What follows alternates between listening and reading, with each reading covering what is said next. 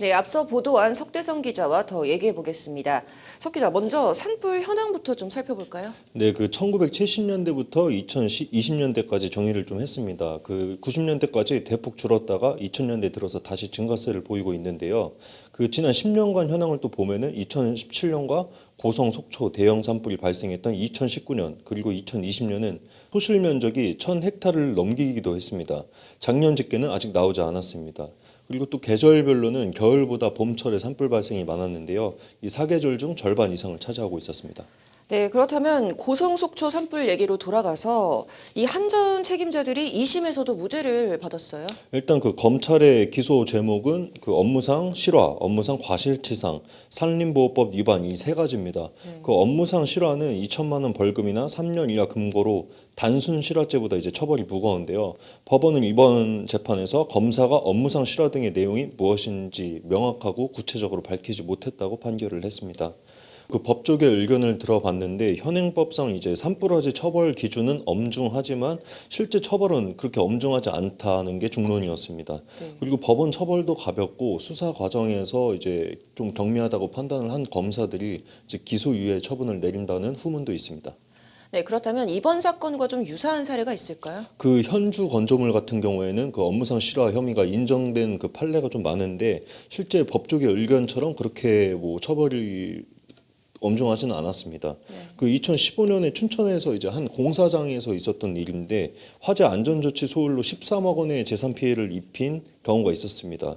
하지만 법원은 불을 낸 근로자와 책임자에게 각 1,000만 원 정도의 이제 금고형을 선고를 했고요.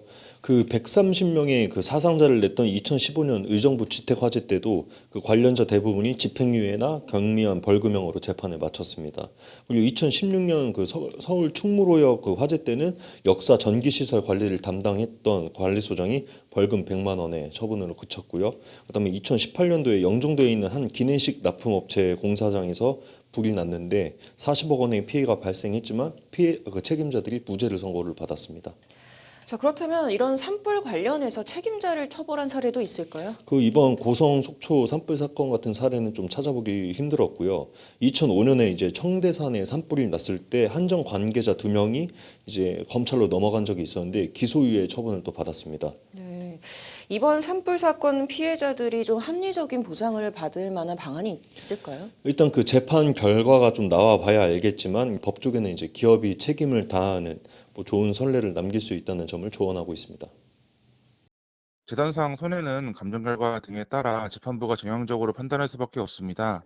그러나 정신적 손해인 위자료에 있어서는 대형 재난인 점, 피해자들의 고통과 손해가 4년여째 회복되지 않고 있는 점, 감정을 통하여 인정되지 않은 재산상 손해가 존재하는 점 등을 고려해서 재판부의 위자료를 적극적으로 인정해 달라고 주장할 수 있습니다. 아울러 재판부의 강제조정 또는 화해공고 결정과 한국전력의 내부 의사 결정을 통한 정형적인 수용이 있다면 피해자들이 신속하고 합리적으로 보상받을 수 있을 것으로 보여집니다. 네, 석 기자가 취재해 보니까 또 문제점이 한두 가지가 아니었다고요? 네, 그 손해사정액가 실사에서 높은 감가율을 보이는 것도 그렇고 보험 가입자가 이제 제대로 된 보상을 받지 못하는 문제도 좀 나왔었습니다. 특히 이제 손해사정액이 높은 것에 대해서는 이제 일선 손해사정사들도 회사 지침이라고 어쩔 수 없지만 뭐 감가율이 높게 책정된다 이렇게 인정을 하고 있어서 제도 개선이 좀 필요해 보입니다. 네, 이 고성 산불 사건 이재민들 마음을 좀 헤아릴 수 없을 정도로 굉장히 안타까운데요. 이번 사건이 어떤 선례를 남길지 좀 관심이 주목되고 있네요. 이번 주 여기까지 듣겠습니다.